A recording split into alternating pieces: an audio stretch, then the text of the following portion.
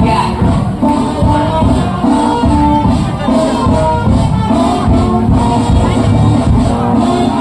Patuloy na biyaya para sa lahat ng mga taong narito at mga malalayong lugar.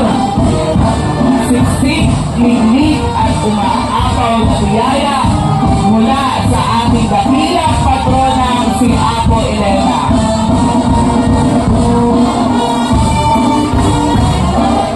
Sumigaw ang mga nais ng biyaya mula sa kanilang sa inyo na ang patronang si Apo Elena.